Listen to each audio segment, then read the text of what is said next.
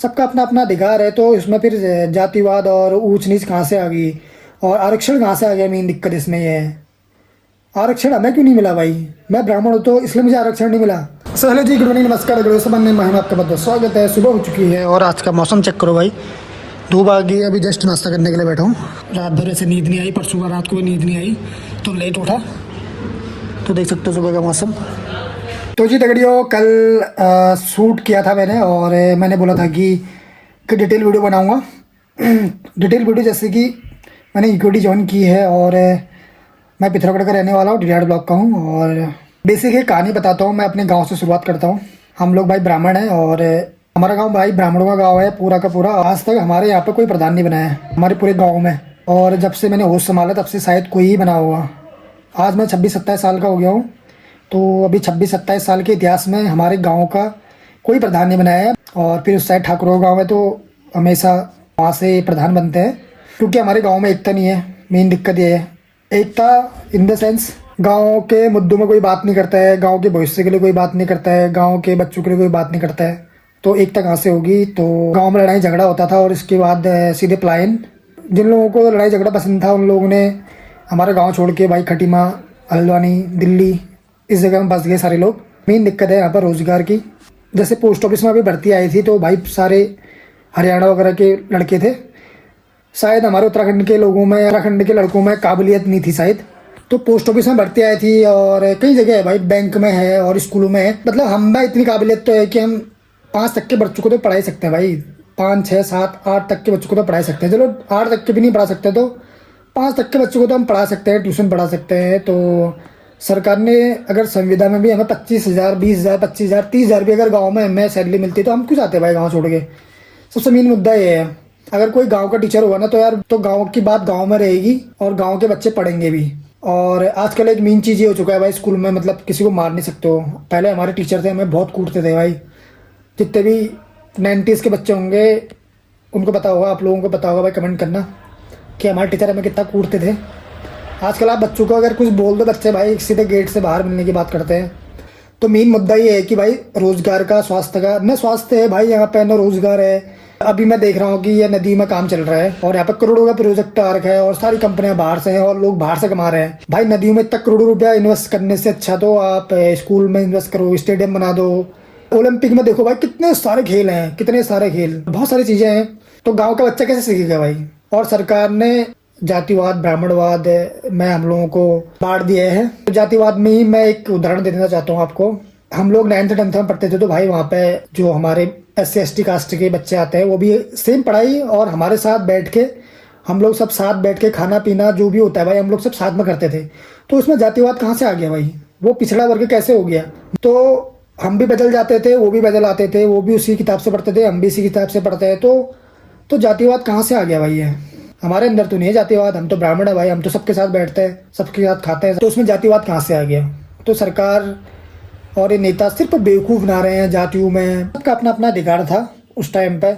क्षत्रिय का अलग था, ब्राह्मण का अलग था, शूद्र का अलग था, जो भी थे मतलब सबको पता है, ज्ञान देने की ज़रूरत नहीं है मुझे।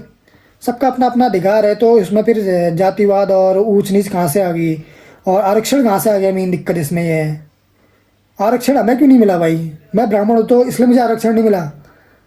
मेरी पढ़ाई तो उन्हीं के साथ हुई है, सामान्य वर्ग में पढ़ाई हुई है, सामान्य स्कूलों में पढ़ाई हुई है। 10-10 किलोमीटर, 5-5 किलोमीटर रोड चल के हमने अपना पूरा टाइम, जितना हम चलने में टाइम वेस्ट कर रहे थे उतने में हम पढ़ाई करते, तो हम भी आगे बढ़ते, हमारी भी परसेंटेज आगे आती, हम भी अच्छे स्कूलों में पढ़ रहे होते, आज हमें भी अच्छी नौकरी मिली होती। तो स्कूलों में पढ़ाई थी, 8th तक तो हमने कुछ भी नहीं पढ़ा भाई, 0। 5th क्लास में हमारे एक भट्ट सर थे, उनने भाई हमें बहुत सारी चीज़ें सिखाई। उनकी मेहरबानी से आज हम लोग यहाँ पर भी हैं, जब हम कक्षा 5 तक थे। फिर उसके बाद तो सारी पढ़ाई चौबट, फिर उसके बाद 9th 10th में गए थे, वहाँ थोड़ा सा टीचर वगैरह मिले थे। फिर 11th 12th में मिले थे अच्छे टीचर। फिर क्या करते हैं हम उन टीचरों का, जब हमें बेसिक चीज़ें नहीं पता थी। जब मुझे प्लस करना नहीं आएगा तो भाई मैं 9th की मैथ्स कैसे सॉल्व करूँगा, प्लस माइनस ही नहीं आता है मुझे। तो आरक्षण क्यों है भाई, क्यों होना चाहिए आरक्षण। आरक्षण उसको होना चाहिए जो असहाय है भाई, जिसके पास कुछ नहीं है, उसको मिलना चाहिए आरक्षण। या तो उसको मिलना चाहिए या सभी को आरक्षण मिलना चाहिए, जितने भी उत्तराखंड में है, जितने भी पर्वतीय क्षेत्र में है। हमने 8-9 किलोमीटर पैदल जाके हमने भी पढ़ाई कर रखी है, हमें क्यों नहीं मिला आरक्षण। मेरा एक और मुद्दा है, मीन है कूड़े करकट, कूड़ा बिखरने का एक मुद्दा है। कल के ब्लॉग में मैं दिखाया था कि नदियों में कैसे कूड़ा बह रहा है। तो इस कूड़े बहने पर अभी हमें तो भाई शुद्ध पानी मिलते रहेगा, कोई दिक्कत नहीं है। हमारे तो धारे हैं, अभी 1 साल 5 साल 10 साल 15 साल 20 साल हमारा चल जाएगा। बट आने वाले 2 साल 4 साल 5 सालों में भाई प्लेन से का क्या हाल होगा, जब हमारे यहाँ से इतनी उर्वरक चीज़ें वहाँ पर बह के वहाँ पहुँचती है और वहाँ की मिट्टी उर्वरक होती है और उसमें उपजाऊ ज़मीन होती है बहुत ज़्यादा। अब उपजाऊ यहाँ भी खेती नहीं होती है, पहले खेती अब धीरे धीरे ख़त्म भी हो जाएगी देखना, क्योंकि खाद में खेती हो रही है, केमिकल वगैरह में खेती हो रही है। पहले क्या होता था कि पहले में पहाड़ों में खेती होती थी, फिर बारिश होती थी और बारिश से जो मिट्टी बहती थी नदी में जाती थी और वही नदियों से मिट्टी बहते बहते प्लेन्स तक वो मिट्टी पहुँचती थी और वहाँ पे खेती बड़ा अच्छी होती थी, कहते थे मतलब। तो अब पहाड़ों में खेती नहीं है, पहाड़ों में पॉल्यूशन ज़्यादा हो गया है। पहले हम लोग अनाज खुद का खाते थे, अब हम बाहर से खरीद के खा रहे हैं। वो अनाज कितना अच्छा होगा, कितना पौष्टिक होगा, कितना सही है, ये हमें नहीं पता है भाई। हम लोग क्योंकि हमें जानने की ज़रूरत ही नहीं है, हम जानते नहीं, कभी कभी हमें जानने की ज़रूरत ही नहीं करी हम लोगों ने इसमें क्या पढ़ा है क्या नहीं है, क्या है क्या नहीं है।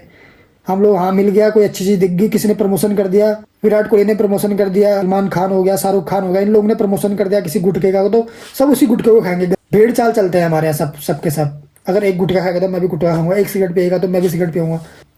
अच्छी चीज़ों का प्रमोशन नहीं होता है भाई, गंदी चीज़ों का इतनी ज़्यादा प्रमोशन होता है। खेल कूद क्यों नहीं है भाई हमारे उत्तराखंड में। मेरी 26-27 साल मेरी एज हो गई है, मैंने अपनी पूरी ज़िंदगी में सिर्फ एक किट देखा था मैंने अपनी। मेरे गाँव में आया था एक किट उस टाइम पर हमने खेला और उसके बाद फिर कोई किट नहीं आया, वो भी मयूख महर जी ने दिया था किट। और मयूख महर जी ने ही हमें एक फील्ड भी दिया था, उस फील्ड में आज घर बन चुका है हमारे गाँव में। बच्चों के लिए खेलने के लिए कुछ नहीं है और बच्चों के भविष्य के लिए हम कुछ नहीं सोच रहे हैं, आने वाली पीढ़ी के लिए हम कुछ नहीं सोच रहे हैं। एक बात बताऊं आपको कि अगर मैं सोचूं कि मैं कोई पार्टी ज्वाइन करूं और मुझे विधायक बनना है और मुझे सीएम बनना है, बहुत सारी चीज़ें हैं, तो उसमें मैं अपना उल्टा दिमाग लगा के अगर मैं उल्टे दिमाग से चलूँगा तो मेरा सपोर्ट करने वाला कोई नहीं होगा।